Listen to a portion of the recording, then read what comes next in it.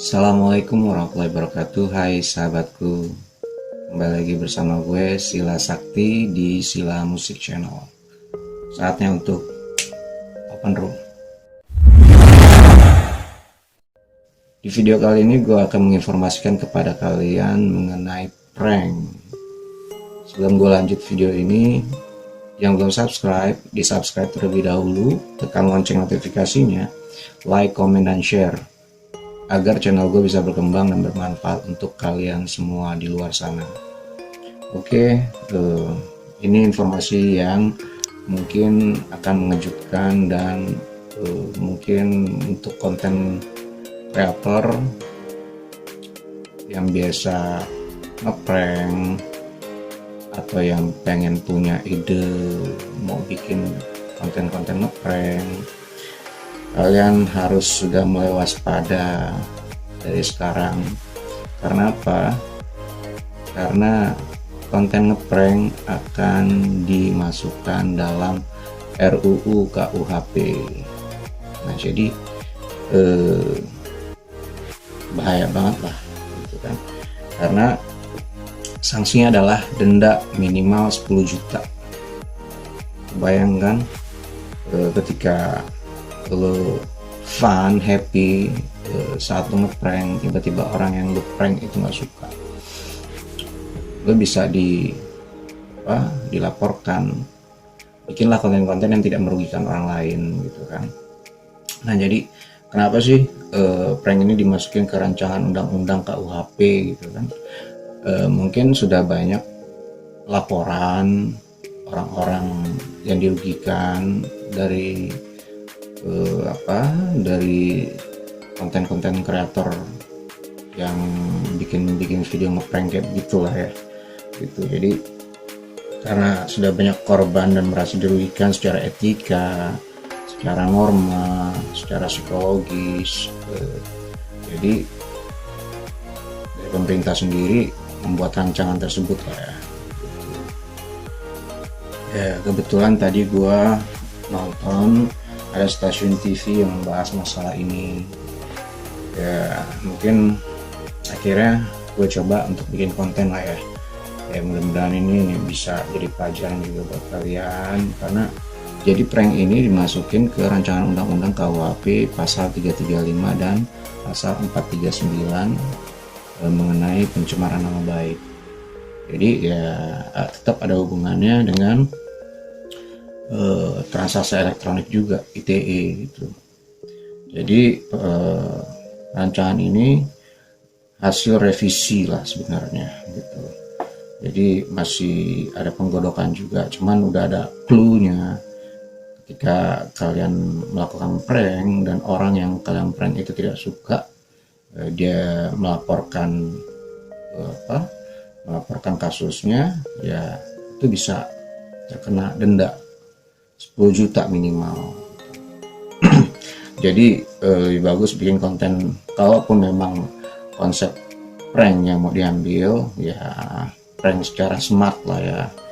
Memang konten prank ini banyak diminatin para penonton lah ya, banyak viewersnya juga. Tujuan dari konten kreator juga bikin konten-konten prank ini sebenarnya memang untuk mengejar viewers juga, mengejar penonton juga, gitu kan. Nah, prank sendiri apa sih gitu? Sebenarnya prank itu candaan kelakar yang intinya buat lucu-lucuan aja gitu kan, bisa bikin orang ketawa. Jadi memang bener ada efeknya buat penonton, oh lucu gitu. Tapi bayang nggak buat kalian yang nonton itu si korbannya itu merasa seperti apa gitu kan? Apakah dia memang menganggap itu sebuah kelucuan juga ya? Karena kan sifat orang itu kan berbeda-beda ya. Ya kalau memang orangnya suka joke, suka dengan bercandaan gitu, ya mungkin dia peduli. Apalagi kalau dia memang gue masuk YouTube nih gitu kan, gue bisa viral nih gitu, ya mungkin itu nggak ada permasalahan. Cuman ketika orang yang kita prank mereka nggak suka, Contohnya kayak waktu ada di berita juga sempat gue tonton, ada yang ngeprank orang itu dengan kotak, kayak model kotak makanan tapi isinya sampah gitu kan. Terus ada juga yang dengan makanan basi gitu. Nah, kebayang juga nggak dengan faktor psikologis si korban gitu? Atau kebayang nggak kalian ketika kalian bikin konten ngeprank itu, maksudnya mau ngagetin atau apa gitu, mau bikin dia shock terlebih dahulu, terus akhirnya ujung-ujung tetap akan dikasih tahu. Tapi kalau belum sampai ending kalian bikin itu, tiba-tiba yang kalian prank itu tiba-tiba punya sakit jantung dan kalian nggak tahu mereka punya sakit jantung gitu kan, apa yang terjadi? Kasus juga kan akhirnya. Nah, itulah makanya kenapa rancangan undang-undang ini dibikin, ya kembali lagi perlindungan privasi seseorang lah ya, secara etika, secara norma. Mungkin dia kalau secara etika mereka berasa si korban ini dipermalukan di depan umum gitu kan, dipermalukan di depan umum, harga dirinya jatuh gara-gara seperti itu. Jadi ya kalau bisa hati-hati lah ya,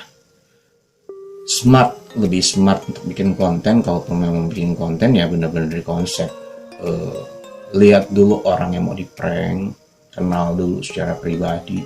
Ya mungkin konten prank yang lebih aman ke keluarga, ke abang, ke kakak, ke orang tua, tapi yang tahap yang wajar-wajar aja, tetap dengan pertimbangan psikologis, pertimbangan kesehatan juga ya. Intinya kalian bikin konten prank itu memang harus dipertimbangkan beberapa aspeknya juga gitu. Terus pranknya yang seperti apa gitu. Nah itu jadi benar-benar harus dikonsep dengan matang, dengan berbagai macam pertimbangan ya. Kalau memang ada efek yang membahayakan, jauhin deh gitu. Ya kalaupun memang mungkin sama orang tua atau sama saudara sendiri itu tahap membahayakan, nggak akan didenda gitu kan. Tapi pikirkanlah masalah kita nggak pernah tahu ketika dia kaget atau dia shock, bisa aja dong jantung tiba-tiba berhenti, akhirnya jadi permasalahan. Jadi intinya jangan kita berharap viral video kita, viewers kita bakal naik, cuman pada akhirnya netizen juga merasa nggak apa sih gitu kan, etikanya gimana sih gitu. Emang sih buat lucu-lucuan, buat yang nonton ketawa-ketawa gitu kan. Tapi kita tetap kembali lagi tadi yang seperti di pertengahan tadi gue bilang, mempertimbangkan perasaan korban, karena nggak semua orang apa yang kita suka orang suka, apa yang kita mau orang mau, karena sebaliknya pun seperti itu. Apa yang mereka suka belum tentu lu suka, apa yang mereka mau belum tentu lu mau. Jadi azas yang seperti itu ya, menempatkan posisi kita dulu di tempat orang lain itu penting. Coba merasakan perasaan orang lain dulu, baru kita melakukan itu.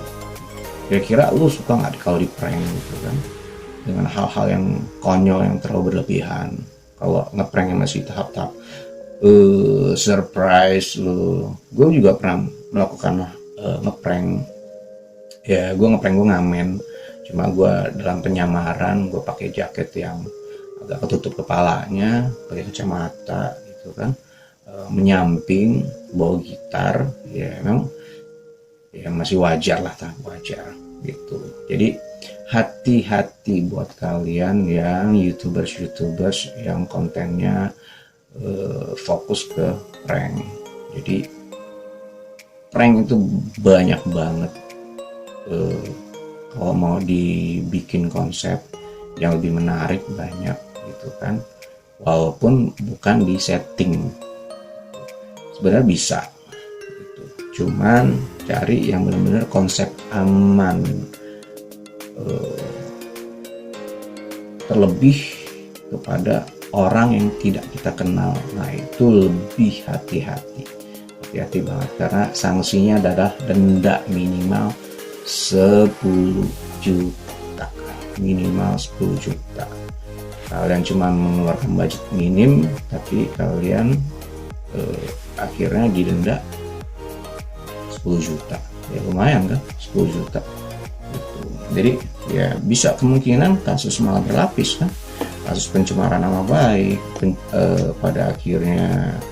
Nah, ditambah lagi kasus, bisa jadi itu kasus bullying gitu kan.